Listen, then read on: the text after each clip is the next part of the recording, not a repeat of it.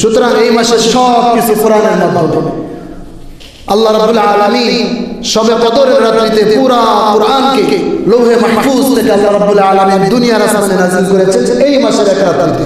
সুবহানাল্লাহ। শুধু একটা রাত্রিতেই কি করেছেন? পুরা কোরআনকে রব্বুল আলামিন সেই লৌহে মাহফুজ থেকে দুনিয়ার আসমানে নাযিল করেছেন। এরপর 23 বছর যাবত এই কোরআন যখন যতটুকু দরকার হয়েছে, যখন যে পরিমাণ প্রয়োজন হয়েছে, একটা সূরা, একটা আয়াত, একটা পৃষ্ঠা যতটুকু প্রয়োজন হয়েছে, একটা রুকু, এরকম আল্লাহ রাব্বুল আলামিন কি করেছেন? প্রথম আসমান থেকে আল্লাহর রাসূলের উপর নাযিল করেছেন। সুবহানাল্লাহ। এই জন্য রাব্বুল আলামিন বলেছেন শাহরু রমাদান আল্লাযী উনজিলা ফীহিল কুরআন হুদাল লিন-নাস ওয়া বাইনাতিন মিনাল হুদা ওয়াল ফুরকান। রব্বুল আলামিন বলেন রমজান হলো এমন একটা মাস যেই মাসের মধ্যে আমি রব কোরআন নাযিল করেছি। যেই রাতে রব্বুল আলামিন কোরআন নাযিল করেছেন আল্লাহর রাসূল সাল্লাল্লাহু আলাইহি ওয়াসাল্লামের উপর সর্বপ্রথম কোরআন নাযিল হওয়া শুরু করে এই মাসের মধ্যে, যার জন্য এই মাসের গুরুত্ব সবচেয়ে বেশি। এবং যেই রাতে কোরআন নাযিল হয়েছে রবের কাছে এই রাতের গুরুত্ব অন্যান্য সমস্ত মাসের চাইতেও বেশি। রব্বুল আলামিন বলেছেন শাহরু রমাদান আল্লাযী উনজিলা ফীহিল কুরআন, কোরআন নাযিলের মাস, যেই মাসে কোরআন নাযিল হয়েছে সূরাতুল কদরের মধ্যে রব্বুল আলামিন বলেন ইন্না আনজালনাহু ফী লাইলাতিল কদর ওয়া মা আদরাকা মা লাইলাতুল কদর। আল্লাহ বলেন আমি কোরআন নাযিল করেছি কদরের রাত্রিতে, এবং এই কদরের রাত্রি কি জিনিস ও নবী আপনি কি জানেন?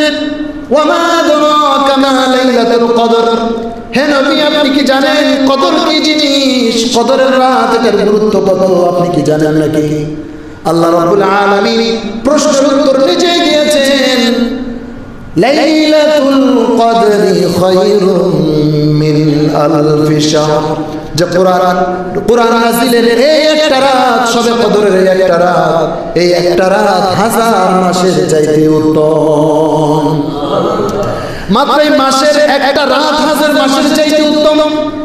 এই জন্য এই রমজান মাসকে আল্লাহ তাআলা গুরুত্ব দিয়েছেন। আল্লাহ রাব্বুল আলামিন সূরাতুল বাকারার 183 নম্বর আয়াতের মধ্যে বলেছেন ইয়া আইয়ুহাল্লাযীনা আমানু কুতিবা আলাইকুমুস সিয়ামু কামা কুতিবা আলাল্লাযীনা মিন ক্বাবলিকুম লাআল্লাকুম তাত্তাকুন। আল্লাহ রাব্বুল আলামিন বলেন হে ইমানদাররা, তোমাদের উপর আমি রমজানকে ফরজ করেছি, সিয়ামকে ফরজ করেছি কামা কুতিবা আলাল্লাযীনা মিন ক্বাবলিকুম, যেরকম এই রোজাকে ফরজ করা হয়েছিল অন্যান্য সমস্ত জাতিদের উপর। কামা কুতিবা আলাল্লাযীনা মিন ক্বাবলিকুম, যেরকম রমজানকে আল্লাহ রাব্বুল আলামিন বলেন যেরকম আমি সিয়ামকে আমি ফরজ করেছিলাম অন্যান্য নবীদের উম্মতের উপর, লাআল্লাকুম তাত্তাকুন। রব বলেন লাআল্লাকুম তাত্তাকুন, যাতে করে তোমরা পরহেজগার হতে পারো। তাহলে এই আয়াত থেকে একটা বিষয় বোঝা যায়, সেটা হলো যে আল্লাহ রাব্বুল আলামিন এই রমজানকে ফরজ করেছেন শুধু আমাদের উপর না, অন্যান্য নবীদের উপর, অন্যান্য নবীদের উপর রমজানকে কি করেছেন? ফরজ করেছেন।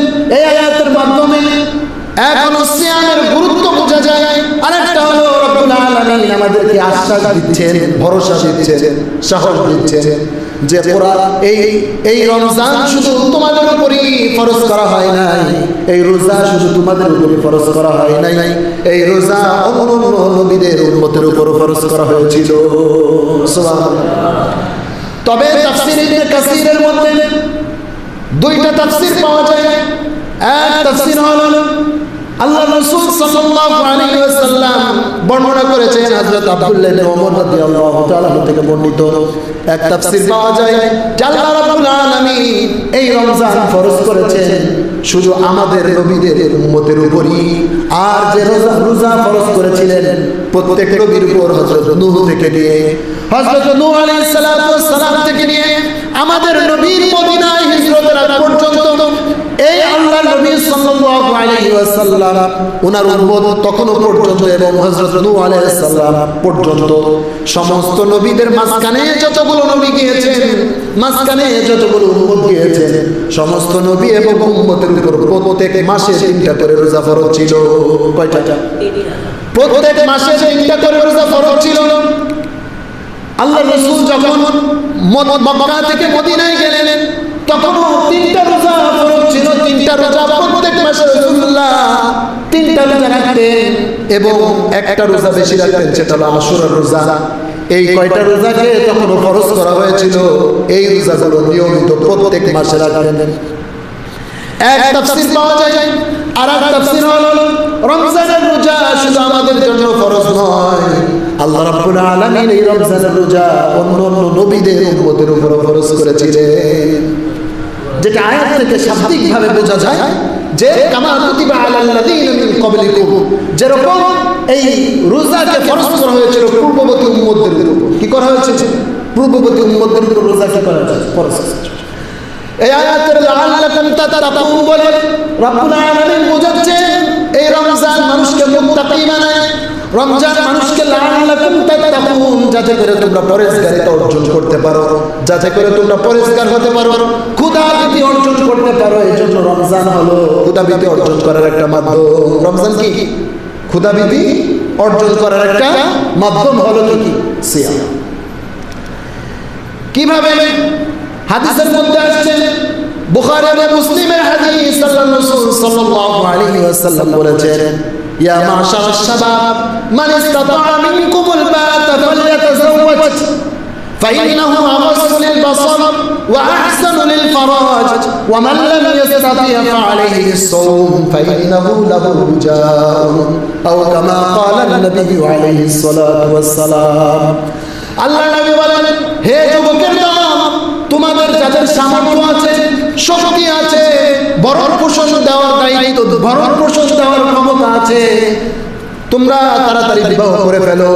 আর যদি তোমাদের বিবাহ করার সেই সামর্থ্য আর শক্তি যদি তোমাদের না থাকে, আল্লাহ রাসূল সাল্লাল্লাহু আলাইহি ওয়াসাল্লাম বলেন, যদি তোমাদের ভরণ পোষণ দেওয়ার শক্তি সামর্থ্য যদি তোমাদের না থাকে, তাহলে আল্লাহ ইস্তাতি' ফাআলাইহি বিস-সাওম, সে যেন রোজা রাখে।